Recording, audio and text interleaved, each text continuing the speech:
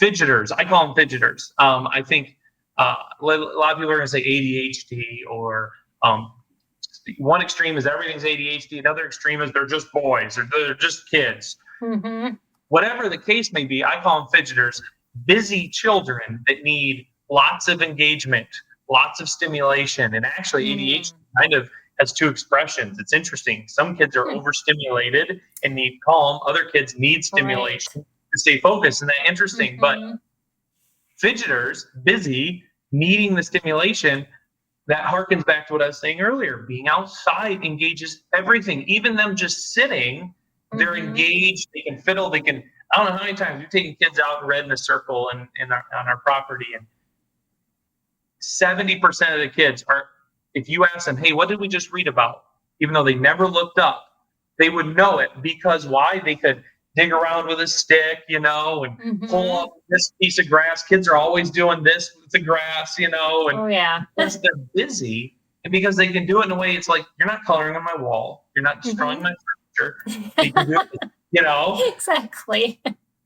It turns out to be a great experience, and fidgeters then can be told to do something that's constructive, like, hey, go find this, and they can go explore and dig, and they find what they're looking for. They remember it because they had to go explore this, and they had to dig under this thing and pull it out, and I had to find this kind of insect, or I had to find this kind of plant, or whatever it is, or hey, I found this. Is this comparable to what we're talking about?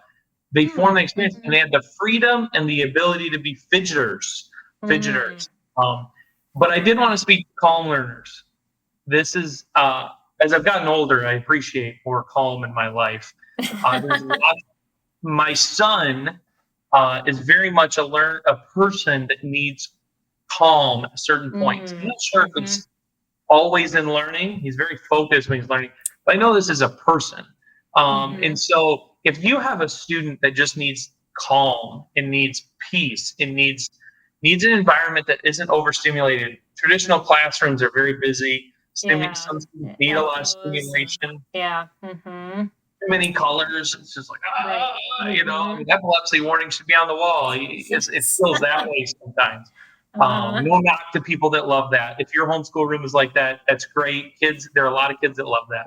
But there are students that are like, I need calm. I need soft-spoken voice. I need a space to do that. And we have to teach them to be resilient, and that it's not always going to be that way. But we can also provide at a context where it's funny, even though there's all that sensory going on.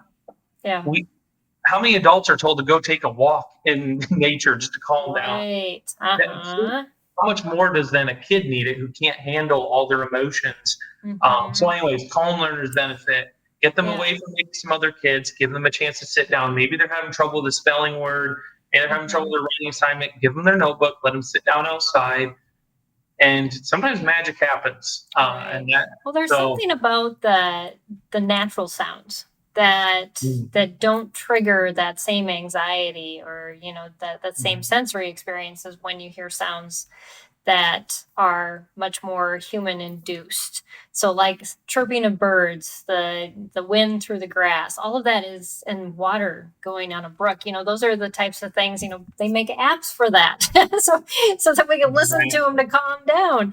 And so there you have those naturally. And so that makes a lot of sense that would be beneficial to those kids that are needing that as well. And it just naturally provides that for them. Yeah, absolutely. God made the original calm app. That was the world. So, I think it's important. I think it's surprising. I think when I think outdoors, I think adventure, I think excitement, but actually there's a lot of calm there.